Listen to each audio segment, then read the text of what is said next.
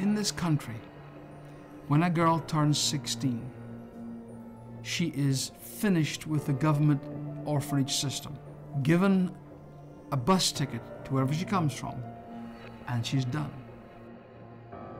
So this innocent girl steps off a bus, has had no experience, nowhere to go, $400 lei in her hand, most money she's ever seen. No point in going back to a village where there's no one there. And a guy drives up and gets out and smiles, or a girl gets up and smiles and says, hey, do you want a job? We'll give you $500 a month and a place to stay. The American ambassador told me within 24 hours of them getting in the back of that car, they are raped and beaten mercilessly. And I sell them on to the next guy, and he rapes and beats them, and he sells them on to the next guy. And by the time they get to where they're going to be actually working, they're so beaten and so broken that they stand there without any emotions and they sell themselves.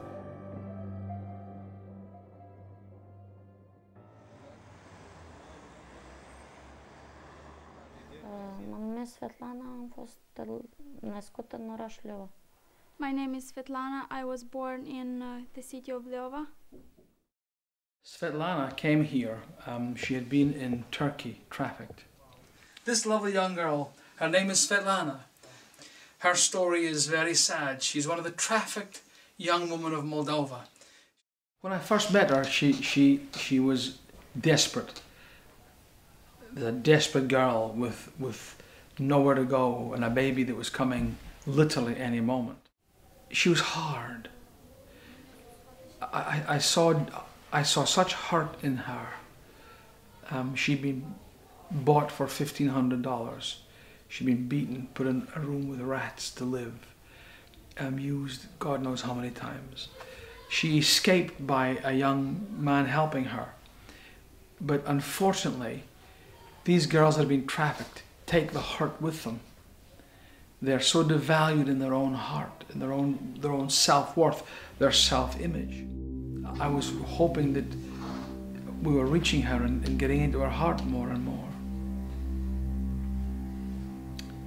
But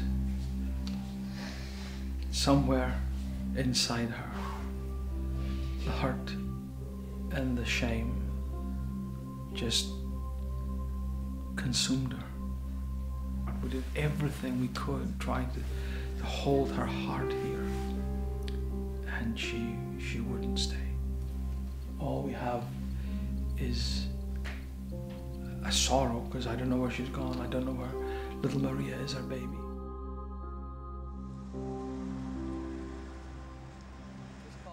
This is why what Stella's House does that is so critical. But by Stella's House, by building the hospital at the top of the cliff, we're preventing those babies and those girls from falling off the cliff to destruction. My name is Irina and I was born in the village of Selište, it's in Lvova. My father was an alcoholic. When I was little, my mom died because my father beat her. I was only 6 years old.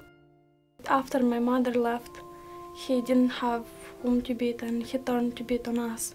Most of the time we used to hide under the bed, and because he would come home drunk and beat us like all the time.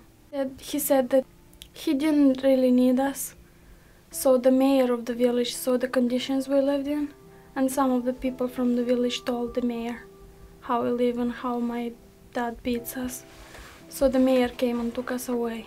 I was happy because I was living a better life than here. The only thing that was better was that I wouldn't get beaten again. Well, I've never expected to see such a beautiful house.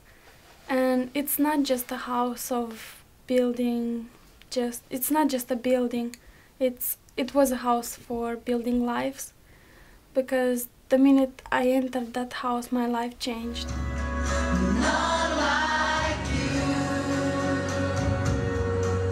I started to become a better person and understand who really Jesus was, because we've never heard about Jesus before in our lives. And I felt like I want to be his daughter as well. I don't want to be left out. And I wanted to have that change in my heart. And I wanted to serve him the way Dad does. After I gave my heart to Jesus, I started to forgive everyone that has done bad to me. My brothers, my uncle, my dad. I see my future so bright. I see that I am going to achieve what Jesus planned for me.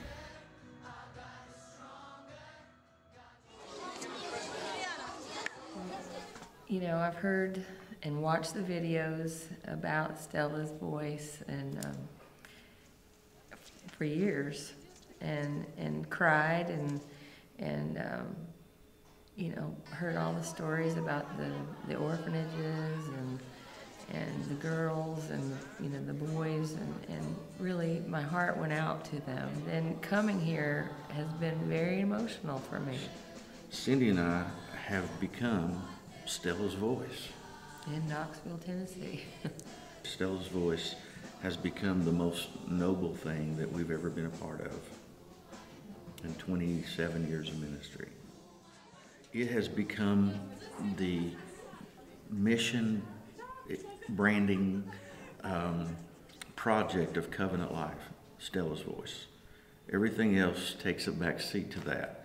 I think that this is the most fertile ground to sow into if you ever want to give, and know that you are getting God's ear and God's eye as you give to the poor, because the Bible says that.